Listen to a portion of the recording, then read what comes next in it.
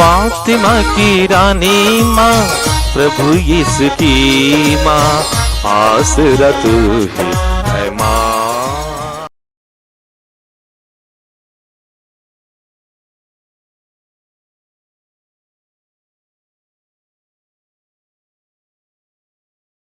पहला पाठ संत पेत्रुस का पहला पत्र, अध्याय 1, पद संख्याएं 18 से 25 तक। आप लोग जानते हैं कि आपके पुरखों से चली आई हुई निरर्थक जीवनचर्या से आपका उद्धार सोने चांदी जैसे नश्वर चीजों की कीमत पर नहीं हुआ, बल्कि एक निर्दोष तथा निष्कलंक मेमने अर्थात मसीह के मूल्यवान रक्त की कीमत पर। वह संसार की सृष्टि से पहले तो नियुक्त किए गए थे, किंतु समय के अंत में आपके हेतु प्रकट हुए। उन्हीं के द्वारा आप लोग अब ईश्वर में विश्वास करते हैं। ईश्वर ने उन्हें मृतकों में से इसलिए जिलाया और महिमान्वित किया है कि ईश्वर में आपका विश्वास, ईश्वर पर आपका भरोसा भी हो। आप लोगों ने आज्ञाकारी बनकर सत्य को स्वीकार किया और इस प्रकार अपनी आत्माओं को पवित्र कर लिया है।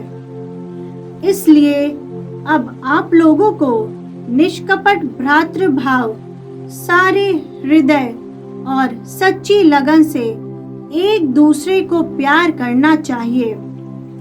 आपने दोबारा जन्म लिया है। आप लोगों का यह जन्म नश्वर जीवन तत्व से नहीं, बल्कि ईश्वर के जीवंत एवं शाश्वत वचन से हुआ है। क्योंकि लिखा है, समस्त शरीरधारी घास के सदृश है और उसका सौंदर्य घास के फूल की तरह। घास मुरझाती है और फूल झड़ते हैं, किंतु ईश्वर का वचन युग युगों तक बना रहता है।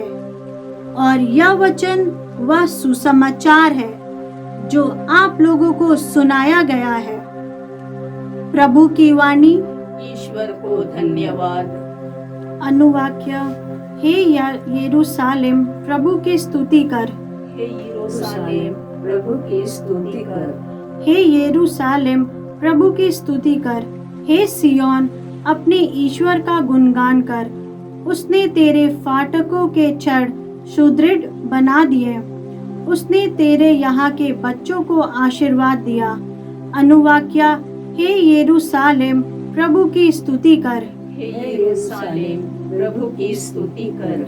वह तेरे प्रांतों में शांति बनाए रखता और तुझे उत्तम गेहूं से तृप्त करता है। वह पृथ्वी को अपना आदेश देता है, उसकी वाणी शीघ्र ही फैल जाती है। अनुवाक्य। हे यरूशलेम, प्रभु की स्तुति कर। हे यरूशलेम, प्रभु की स्तुति कर। वह याकूब को अपना आदेश देता और इस्राएल को अपना विधान तथा नियम बताता है। उसने किसी अन्य राष्ट्र के साथ ऐसा नहीं किया। उसने किसी को अपना नियम नहीं सिखाया। अनुवाक्य। हे यरूशलेम, प्रभु की स्तुति कर। हे यरूशलेम, प्रभु की स्तुति कर। जय घोष। हालेलुया। मानव पुत्र सेवा करने और बहुतों के उद्धार के लिए अपना प्राण देने आया है। हालेलुया। प्रभु आप लोगों के साथ हो और आपकी आत्मा संत मार्कुस के अनुसार पवित्र सुसमाचार। हे प्रभु, तेरी महिमा हो। अध्याय 10, पद संख्याएं 32 से 45 तक। शिष्य यरूशलेम के मार्ग पर आगे बढ़ रहे थे। यीशु शिष्यों के आगे आगे चलते थे। शिष्य बहुत घबराए हुए थे और पीछे आने वाले लोग भयभीत थे। यीशु 12 को फिर अलग ले जाकर उन्हें बताने लगे कि मुझ पर क्या क्या बीतेगी। देखो, हम यरूशलेम जा रहे हैं। मानव पुत्र महायाजकों और शास्त्रियों के हवाले कर दिया जाएगा। वे उसे प्राणदंड की आज्ञा सुनाकर गैर यहूदियों के हवाले कर देंगे, उसका उपहास करेंगे, उस पर थूकेंगे, उसे कोड़े लगाएंगे और मार डालेंगे, लेकिन तीसरे दिन वह जी उठेगा। जबेदी के पुत्र याकूब और योहन यीशु के पास आकर बोले, गुरुवर, हम अपने लिए एक निवेदन कर रहे हैं, आप उसे पूरा करें। यीशु ने उत्तर दिया, क्या चाहते हो? मैं तुम्हारे लिए क्या करूं? उन्होंने कहा, अपने राज्य की महिमा में हम दोनों को अपने साथ बैठने दीजिए, एक को अपने दाएं और एक को अपने बाएं। यीशु ने उनसे कहा, तुम नहीं जानते कि क्या मांग रहे हो? जो प्याला मुझे पीना है, क्या तुम उसे पी सकते हो? और जो बपतिस्मा मुझे लेना है, क्या तुम उसे ले सकते हो? उन्होंने उत्तर दिया, हम यह कर सकते हैं। इस पर यीशु ने कहा, जो प्याला मुझे पीना है उसे तुम पियोगे, और जो बपतिस्मा मुझे लेना है उसे तुम लोगे, किंतु तुम्हें अपने दाएं या बाएं बैठने देने का अधिकार मेरा नहीं है। वे स्थान उन लोगों के लिए हैं जिनके लिए वे तैयार किए गए हैं। जब 10 प्रेरितों को यह मालूम हुआ तो वे याकूब और योहन पर क्रुद्ध हो गए। यीशु ने उन्हें अपने पास बुलाकर कहा, तुम जानते हो कि जो संसार के अधिपति माने जाते हैं वे अपनी प्रजा पर निरंकुश शासन करते हैं और सत्ताधारी लोगों पर अधिकार जताते हैं। तुम में ऐसी बात नहीं होगी। जो तुम लोगों में बड़ा होना चाहे वह तुम्हारा सेवक बने, और जो तुम में प्रधान होना चाहे वह सबका दास बने। क्योंकि मानव पुत्र भी अपनी सेवा कराने नहीं बल्कि सेवा करने और बहुतों के उद्धार के लिए अपने प्राण देने आया है। प्रभु का सुसमाचार। हे क्रिस्त तेरी स्तुति हो। जय यीशु क्रिस्त में प्रिय भाई और बहनों, आज का पहला पाठ संत पेतरुस के पहले पत्र से है। अध्याय 1 और संख्याएं 18 से 25 तक। इसमें संत पेतरुस कई रहस्यों को प्रकट करते हैं।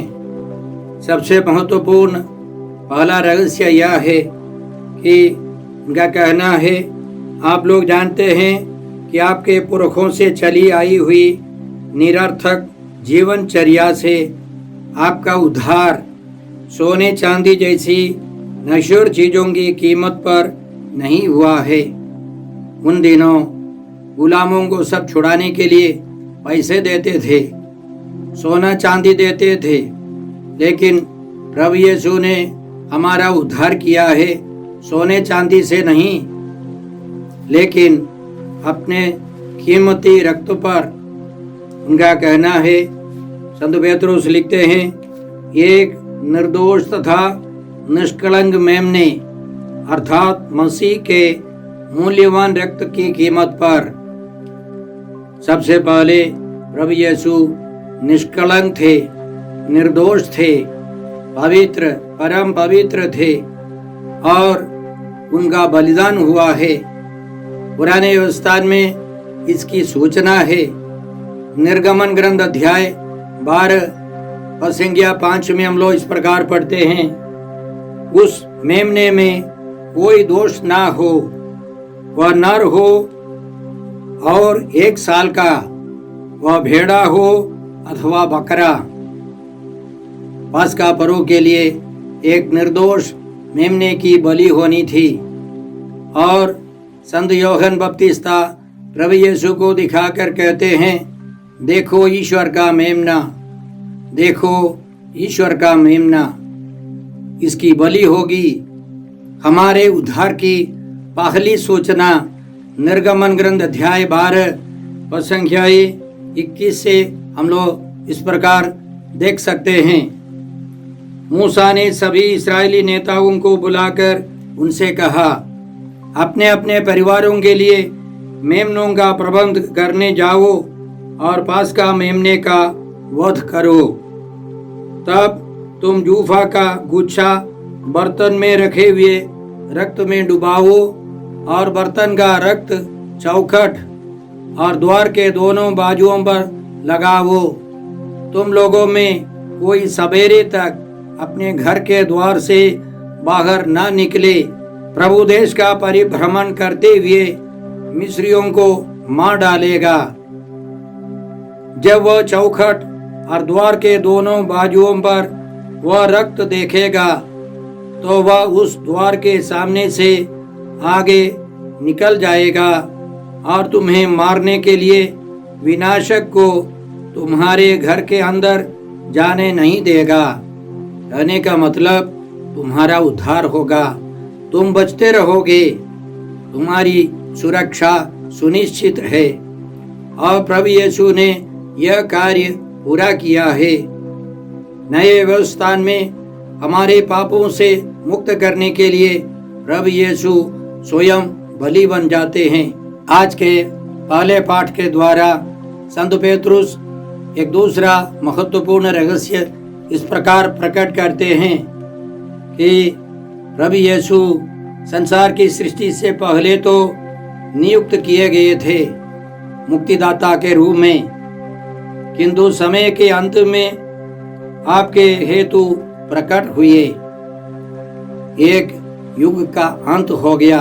प्रभु यीशु के आगमन से एक युग पुराने व्यवस्थान का अंत हो गया है। नए व्यवस्थान, नए युग की स्थापना के लिए प्रभु यीशु आए हैं। इसलिए संत पौलुस कुरिन्थियों के नाम पहले पत्र अध्याय 10 और संख्या 11 में इस प्रकार लिखते हैं, यह सब दृष्टांत के रूप में उन पर बीता और हमें चेतावनी देने के लिए लिखा गया है, जो युग के अंत में विद्यमान है। पुराना युग, पुराना व्यवस्थान समाप्त हो गया है। प्रभु यीशु एक नए युग की शुरुआत करने के लिए आए हैं। कई लोग सिखाते हैं कि युग का अंत होने वाला है। कुछ ही सप्ताह या महीनों दिनों के बाद यीशु एक नए युग की स्थापना के लिए आने वाले हैं। यह गलत धारणा है। प्रभु यीशु ने एक नए युग की स्थापना की है, शुरुआत की है। हम उस नए युग में है, उसकी पूर्ति के लिए हमें काम करना है, प्रयास करना है, अपना योगदान देना है। इसलिए संत पेत्रुस आगे लिखते हैं, अब आप लोगों को निष्कपट भ्रातृभाव, सारे हृदय और सच्ची लगन से एक दूसरे को प्यार करना चाहिए। आपने दोबारा जन्म लिया है। आप लोगों का यह जन्म नश्वर जीवन तत्व से नहीं, बल्कि ईश्वर के जीवंत एवं शाश्वत वचन से हुआ है।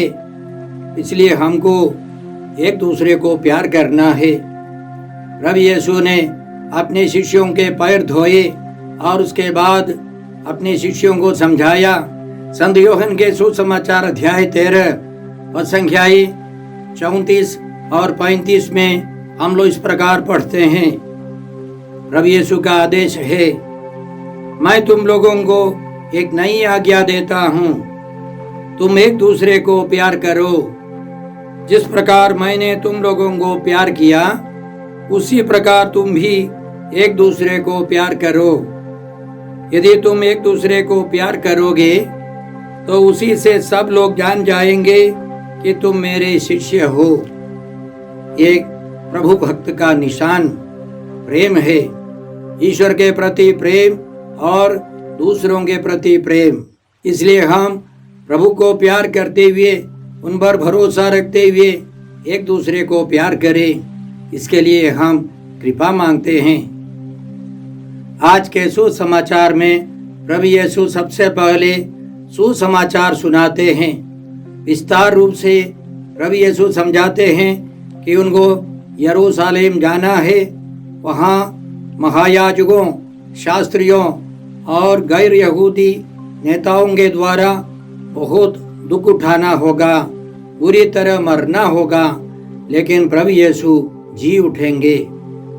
जब सुसमाचार हम लोग सुनाते हैं तो सुनने वालों के अंदर से शैतानी बंधन खुल जाता है। सुनने वाले दो शिष्यों के अंदर जो लालच था, अधिकार जताने की इच्छा, लालसा थी, वो सब बाहर आने लगा और उन्होंने आकर यीशु से पूछा कि आपकी महिमा में आने पर हमको दाएं और बाएं बैठने दीजिए। तो यीशु ने पूछा, जो प्याला मुझे पीना है तुम पी सकते हो, जो बपतिस्मा मुझे लेना है उसे तुम ले सकते हो। तो उन्होंने कहा, जी हाँ प्रभु, हम कर सकते हैं। यीशु ने कहा, तुम करोगे, लेकिन मेरे दाहिने और बाएं बैठा देना मेरा काम नहीं है। यह सुनकर दूसरे 10 शिष्यों के अंदर जो उत्साह था, वही अधिकार के लिए लालसा थी, वह सब बाहर आने लगे। तब प्रभु यीशु ने शिक्षा दी कैसे यीशु के भक्त को, विशेष करके नेता लोगों को जीना है। पुराने व्यवस्था में ईश्वर दुष्टों पर लगाने वाला कष्ट है, समस्याएं हैं, वह प्याला। उदाहरण के लिए स्तोत्र 75 प्रसंज्ञा 9 में हम लोग इस प्रकार पढ़ते हैं, तिक्त उफनती मदिरा से भरा प्रभु के हाथ में एक प्याला है, वह उसमें से उंडेलता है। पृथ्वी के सब दुष्ट जनों को उसे तलछट तक पीना है। दुष्टों को बहुत समस्याओं से गुजरना पड़ेगा और प्रभु यीशु हमारे सारे पापों को पीने के लिए, सारी समस्याओं को अपने ऊपर उठाने के लिए आए हैं। और यीशु के 2 शिष्य यूहन्ना और याकूब तैयार हो गए। निर्दोष होने पर भी प्रभु यीशु प्यार से पापियों के प्याले पीते हैं ताकि हम पापी सब बच जाए। उनका बपतिस्मा क्या है? अपनी प्राण पीड़ा के समय प्रभु यीशु ने अपने पिता से प्रार्थना की ताकि यह प्याला उनसे हट जाए। अब्बा पिता, तेरे लिए सब कुछ संभव है, यह प्याला मुझसे हटा ले, फिर भी मेरी नहीं बल्कि तेरी ही इच्छा पूरी हो। पिता ईश्वर की इच्छा थी हम पापियों को बचाने के लिए प्रभु यीशु को उस प्याले को स्वीकार करना है। प्रभु यीशु निर्दोष होकर हमारे लिए वह प्याला पीते हैं ताकि हम सब बच जाए। प्रकाशना ग्रंथ अध्याय 1 प्रसंज्ञा 9 में संत यूहन्ना अपने प्याला, अपने बपतिस्मा के बारे में इस प्रकार लिखते हैं, मैं यूहन्ना हूँ, यीशु में आप लोगों का भाई और संकट, राज्य तथा धैर्य में आपका सौभागी। संकट में अन्य विश्वासियों के साथ सौभागी हैं संत यूहन्ना। ईश्वर के सुसमाचार का प्रचार करने तथा यीशु के विषय में साक्ष्य देने के कारण मैं पात्मोस नामक टापू में पड़ा रहता था। वे निष्कासित किए गए थे। पात्मोस टापू में वे रहते थे, प्रभु के लिए दुख सहते हुए। अंतिम में प्रभु यीशु हमें सिखाते हैं कि विश्वासियों के बीच में नेता लोगों को कैसे जीवन बिताना है। वे निस्वार्थ भाव से, नम्रता से दूसरों की सेवा करें। अपने शिष्यों के पैर धोने के बाद प्रभु यीशु ने उनको इसी प्रकार समझाया, यदि मैं तुम्हारे प्रभु और गुरु ने तुम्हारे पैर धोए हैं तो तुम्हें भी एक दूसरे के पैर धोने चाहिए। मैंने तुम्हें उदाहरण दिया है, जिससे जैसा मैंने तुम्हारे साथ किया है वैसा ही तुम भी किया करो। अधिकार जताकर नहीं, सेवा की भावना से हमें जीवन बिताना है। एक दूसरे की सेवा करें। सबसे बड़े नेता को सबसे विनम्र बनकर दूसरों की सेवा करनी है। और प्रभु यीशु अंतिम में अपने बारे में समझाते हैं। संत यूहन्ना के पहले पत्र अध्याय 2 और संख्या 2 में इस प्रकार है, यीशु ने हमारे पापों के लिए प्रायश्चित किया है, और न केवल हमारे पापों के लिए बल्कि समस्त संसार के पापों के लिए भी। जब यीशु कहते हैं बहुतों का उद्धार, इसका मतलब सबों के उद्धार के लिए प्रभु यीशु आए हैं। तो आज प्रभु यीशु से हम क्या सीखते हैं? हमें सुसमाचार की घोषणा करनी है, तब सुनने वालों के अंदर जो बंधन है वो सब खुल जाएंगे। तब हमें शिक्षा देनी चाहिए। यीशु की शिक्षाओं को उनको समझाना है और उन शिक्षाओं के अनुसार हमें जीवन बिताना है। आइए हम यह कृपा मांगते हैं।